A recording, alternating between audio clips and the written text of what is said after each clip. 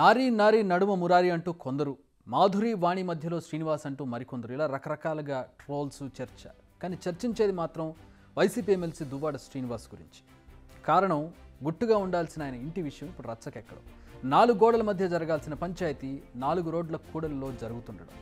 ఇన్నాళ్ళు ఎఫ్ఐఆర్ ఉందో ఏటుందో మేము ఆయన గొడవలు పడుతున్నప్పటికీ మేము ఆయన పేరెంట్స్ దగ్గర పలాసలో ఉండడం జరిగింది. ఎలక్షన్ ముందు ఆయన ఇక్కడికి రావడం జరిగింది. ఇక్కడ అప్పటి నుండి ఇక్కడే ఆవిడ ఉంటుంది అనేది మేము వింటున్నాము. ఇన్నాళ్ళు ఎఫ్ఐఆర్ ఉందో ఏటుందో మేము ఆయన గొడవలు పడుతున్నాం. కేవలం ఇదంతా రాజకీయ లబ్ధి కోసం దువ్వాడి వాణి గారు చేసిన అంత నాటకం. ఇదంతా వాళ్ళ ఫ్యామిలీని నేను ట్రాప్ చేయడం కాదు, ఆవిడే నన్ను ట్రాప్ చేసి నన్ను ఇరికించి నా ద్వారా నన్ను ఒక పావుగా చూపించి టికెట్ పొందడానికి ప్లాన్ చేశారు. అది ఫెయిల్ అవ్వడంతో ఇప్పుడు రోడ్లెక్కి నానా గందరగోళం చేసి ఫాల్స్ ఎలిగేషన్స్ చేస్తున్నారు. ఆవిడ చేసిన ఎలిగేషన్స్ అన్నీ అవాస్తవం, దేంట్లో కూడా వాస్తవం లేదు. కలుద్దామంటే మాధురియే ఆపేస్తుందంటే 10 మంది వస్తే నేను ఆపేయగలను, నేను ఒక్కదాన్ని ఏం చేయగలనండి? వాళ్ళు అంతమంది వస్తే అది ఫ్యామిలీ మ్యాటర్ అండి. వాళ్ళ ఫాదర్తో కావాలంటే వాళ్ళ ఫాదర్తో మాట్లాడుకోమనండి, నాకేంటి సంబంధం? ఇందులో నన్ను లాగాల్సిన అవసరం ఏంటుంది? మీ ఫ్యామిలీకి ఏదైనా ఇష్యూ ఉంటే మీ ఫ్యామిలీతో మీరు చూసుకోండి, అంతేగాని నన్ను నా ఫ్యామిలీని బయటకు లాగొద్దు. ఏ సంబంధం లేకున్నా సంబంధం ఉందని క్రియేట్ చేసిన వ్యక్తి దువ్వాడ వాణి. ఇలా సంబంధం ఉందని క్రియేట్ చేసి ఇరు ఫ్యామిలీస్ని రోడ్డు మీద పెట్టిందే దువ్వాడ వాణి. ఇలా రోడ్డు మీద పెట్టిన తరుణంలో నేను ఒంటరి అయిపోయినప్పుడు నేనున్నాను అని ధైర్యం చెప్పిన వ్యక్తి దువ్వాడ శ్రీనివాస్. అప్పటి నుంచి మేము ఒక ఫ్రెండ్లీ రిలేషన్షిప్లో ఉన్నాం. ఇది తర్వాత ఎక్కడ దారి తీస్తుందో నాకైతే తెలీదు. ఇంతకు మించి మా మధ్యన ఎటువంటి ఫాల్స్ రిలేషన్షిప్స్ లేవు. ఈవిడన్నీ ఫాల్స్ ఎలిగేషన్స్ చేస్తుంది. ఈ 25 ఇయర్స్లో లేనిది ఇప్పుడు ఈ 60 ఇయర్స్లో ఇతను చేయాల్సిన అవసరం అతనికి కూడా ఏమీ లేదు. ఈవిడ స్వయంకృత ప్రాతాలే ఇవన్నీ. అన్న ఒక దశలో ఏసీలో నువ్వే చేయాలి అన్నారు. అన్న నా మాట తప్పైతే క్షమించండి అన్న, నా కుటుంబ వ్యవహారం రోడ్డుకి ఎక్కేస్తుంది అన్న, ఇబ్బంది అవుతుందన్న. గతంలో నువ్వు ఎంపీ టికెట్ ఇచ్చినావు నాకు 2019 సంవత్సరంలో. ఆ రోజు సొంత కుటుంబ సభ్యుల్ని నా మీదకి పోటీకి పంపిందన్న. మరి కొంతమందిని ఉసుగొల్పి ఆ ఎంపీ టికెట్ స్త్రీకి కాదు ఇతనికి ఇవ్వండి అన్నట్టు మీ దగ్గరికి పంపారు. అప్పటి నుంచి ఎప్పటి నుంచో నేను నరకం అనుభవిస్తున్నానన్న. వద్దన్న, ఈసారి మనం గెలుస్తాం, అంతా బాగుంది, తనే పోటీ చేస్తారన్న, నేను సహకరిస్తానన్నా అని జగన్ అన్నకు నచ్చ చెప్పి ఎక్కడొచ్చి నాకు మూలపేట పోర్టు శంకుస్థాపన సందర్భంగా అనౌన్స్ చేసిన టికెట్ నేను దువ్వాడ శ్రీనివాస్ అని నేను ప్రకటించాను. దువ్వాడ వాణి పోటీ చేస్తాను, నేను చేయను. సో ఇలా ఒక్కొక్కరిది ఒక్కో వర్షన్, అన్ని వర్షన్లు నిజం అనిపించేలా మాట్లాడుతున్నారు అందరూ. ఇప్పుడు మనం మాట్లాడేది ఇందులో ఏది నిజం ఏది అబద్ధం, ఎవరికి అన్యాయం జరిగింది ఎవరికి న్యాయం జరగాలి, దీని గురించి కాదు. అసలు ఈ విషయం ఇంత రచ్చ కావడానికి కారణం దువ్వాడ శ్రీనివాస్. ఎస్, ఈ మొత్తం సీన్లో క్యారెక్టర్ లేకపోతే ఇంత సీన్ జరిగి ఉండేది కాదు. అంటే గొడవ జరిగేది కాదని కాదు, జరిగేది కానీ ఇంతలా మాత్రం చర్చ జరిగి ఉండేది కాదు. ఎందుకంటే ఆయన ప్రజా జీవితంలో ఉన్నారు, ఆయన వైసీపీ ఎమ్మెల్సీ కూడా. ఆయన ఏం చేసినా ఏం మాట్లాడినా లక్షలాది మంది చూస్తారు, వింటారు, చర్చిస్తారు. ప్రధానంగా ఆయన నియోజకవర్గ ప్రజలు. అందుకే కదా మనం కూడా ఇప్పుడు మాట్లాడుకుంటున్నాం. ప్రజలను ముందుండి నడిపించాల్సిన వారు తన పర్సనల్ లైఫ్లో ఏ మార్కులు లేకుండా చూసుకోవాలి. నలుగురికి వారి లైఫ్ ఇన్స్పైరింగ్గా ఉండాలి. చట్టాన్ని అతిక్రమించి ఏ పనులు చేయకూడదు. కానీ ఇప్పుడు ఏవైతే చేయకూడదో అవే చేస్తున్నారు నేతలు. నిజానికి దువ్వాడ శ్రీనివాస్ ఎవరితో తన లైఫ్ షేర్ చేసుకోవాలనేది ఆయన పర్సనల్ ఇష్యూ. అది ఆయనకు భార్య వాణితో విభేదాలున్నాయి, ప్రస్తుతం కలిసి కూడా ఉండడం లేదు ఇద్దరు. ఓకే, కానీ ఆయన మరో మహిళతో జీవితాన్ని షేర్ చేసుకుంటున్నారు, ఇది కూడా సమస్య కాదు. కానీ మొదటి భార్యకు విడాకులు ఇవ్వకుండా ఇప్పుడు మరో మహిళతో లైఫ్ షేర్ చేసుకోవడం అనేది ఆయన చేసేటటువంటి నైతికమైన తప్పు. అదే విడాకులు ఇచ్చి మరో మహిళతో తన జీవితాన్ని పంచుకుని ఉంటే ఇప్పుడు ఇంత పంచాయతీ అయి ఉండేది కానే కాదు.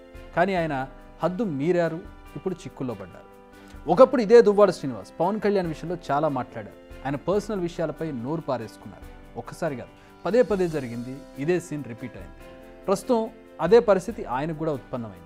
నాకు 3 పెళ్ళాలున్నారు, నేను 3ని చేసుకుంటాను, అది నా ఇష్టం, మీకు కావాలంటే మీరు 3ని చేసుకోండి, నన్ను చూసి ఈర్ష్యతో తట్టుకోలేకపోతున్నారు అంటున్నాడు ప్రబుద్ధుడు.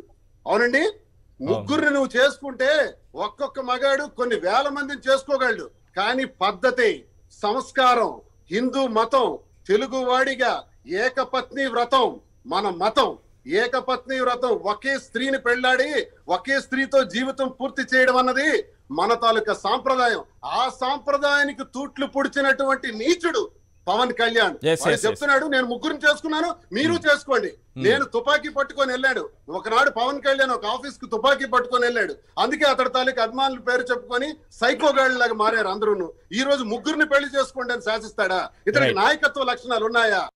ఇప్పుడు ఆయన దానికి సంబంధించి పవన్ కళ్యాణ్ ఏ పరిస్థితుల్లో అలా చేసి ఉన్నారో అనేది ఇప్పుడు నా దాకా వస్తే కానీ అర్థం కావడం లేదనే పరిస్థితి, అంటే ఆ మాటలు అనాల్సిన పరిస్థితికి ఆయన ప్రస్తుతం వచ్చారు. అప్పుడు ఆయన అలా రెచ్చిపోయారు కాబట్టి ఇప్పుడు మరీ మీ సంగతి ఏంటంటే స్పెషల్గా క్వశ్చన్ చేసే పరిస్థితి ఆయనకు వచ్చింది. మళ్ళీ ఆయన విషయానికి వద్దాం. ఇప్పుడు ఎవరిని వారు డిఫెండ్ చేసుకోవడానికి బ్లేమ్ గేమ్ స్టార్ట్ చేశారు అందరూ. భార్య ఏమో మంచోడుగాడని అంటుంది, కూతురేమో ఇల్లు మాదే అంటోంది, మాధురి ఏమో ఇదంతా వాణి స్వయంకృత అపరాధం అంటోంది. అంతేకాదు బిగ్ టీవీకి ఇచ్చిన ఇంటర్వ్యూలో అయితే అసలు ఇందులో నా తప్పు లేదు, at the same time Srinu తప్పు అసలే లేదంటోంది, తప్పంతా దువ్వాడ వాణిదే అంటోంది. దీని మీద నేను ఆవిడ మీద కంప్లైంట్ అయితే కంపల్సరీ నేను ఫైల్ చేస్తాను. ఆవిడ మరి ఇలాంటి ఎలిగేషన్స్ నా మీద చేసినందుకు నేను చట్టపరమైన చర్యలు కంపల్సరీ నేను తీసుకుంటాను. ఇలాంటి కామెంట్స్ చేసినందుకు నేను కేసు కూడా పెడతాను. నా పిల్లల గురించి నా గురించి ఇంకోసారి మాట్లాడామంటే పిచ్చి పిచ్చి భాషలు వేస్తున్నావేంటి? ఇంకొకసారి నా మీద కామెంట్ చేస్తే ఈ చీచి తంతాను. నీకేమైనా ప్రాబ్లం అంటే నీ మొగుడుతో తేల్చుకో వాణి. నా పర్సనల్ లైఫ్ నన్ను కామెంట్ చేస్తే రైట్ నీకు లేదు. నా గురించి కామెంట్ చేస్తే నడి రోడ్డు మీద ఈ చీచి తంతాను అక్కడికి వచ్చి నీ దగ్గరికి. నా గురించి మాట్లాడే రైట్ నీకు లేదు. నా ఫ్యామిలీ కోసం మాట్లాడే రైట్ లేదు. నా క్యారెక్టర్ కోసం మాట్లాడే రైట్ లేదు. నువ్వు ఒక క్యారెక్టర్లెస్ ఉమెన్వి. నీకు ఏదైనా ఉంటే నువ్వు మొగుడుతో తేల్చుకో. నా జోలికి వస్తే ఇప్పుడు చెప్తున్నాను, మీడియా పరంగా చెప్తున్నాను, పోలీసులు కూడా చెప్తున్నాను. నేను అందరికీ ఎవరెవరు ఉన్నారో న్యాయపరంగా నేను అందరికీ వేడుకుంటున్నాను. నా పర్సనల్ లైఫ్ని కామెంట్ చేసే రైట్ ఆవిడకి లేదు. నీ హస్బెండ్తో ప్రాబ్లం ఉంటే హస్బెండ్తో చూసుకో. నా జోలికి వస్తే నేను తంతాను, నడి రోడ్డు మీద వచ్చి తంతాను. ఎవడు ఆపుతాడో చూస్తాను, ఆపినోడు కూడా తంతాను. ఆపే రైట్ ఆవిడకి లేదు. ఇప్పుడు ఈ వ్యవహారంలోకి రాజకీయాలను కూడా లాక్కొచ్చారు. టికెట్ కోసం ఇదంతా చేస్తున్నట్టు పరస్పర ఆరోపణలు చేసుకుంటున్నారు. ఇప్పుడు వాణికి విడాకులు ఇస్తానంటున్నారు శ్రీనివాస్, న్యాయం జరిగే వరకు పోరాడతానంటున్నారు వాణి, నేను శ్రీనివాస్ వైపే అంటున్నారు మాధురి. ఏది నిజం, ఏది అబద్ధం, ఏది న్యాయం అనేది తేలేసరికి పుణ్యకాలం గడిచిపోతుంది. కానీ ఇక్కడ వీళ్ళ పర్సనల్ ఇష్యూస్ డిస్కస్ చేయడం పక్కన పెడితే ఇష్యూ అనేది రోడ్డు మీదకి వచ్చింది, ఇష్యూ అనేది మీడియాలోకి వచ్చింది, ప్రజల్లోకి వచ్చింది. ప్రజాప్రతినిధుల జీవితాలు లేదంటే ప్రముఖులుగా ఉన్నటువంటి జీవితాలు ఎప్పుడూ కూడా ప్రజల్లో ఉంటాయి. ప్రధానంగా రాజకీయ నాయకులు ప్రజలకు సేవ చేయాలని వచ్చేటటువంటి వాళ్ళ జీవితాలు ఎప్పుడూ కూడా బయట ప్రజలకు తెలిసేలాగా పారదర్శకంగా ఉంటూ ఉంటాయి. వాళ్ళు ఏం చేసినా, ఏం చెప్పినా, ఏం మాట్లాడినా కూడా అవన్నీ కూడా ప్రజలకి జవాబుదారీగా ఉంటాయి.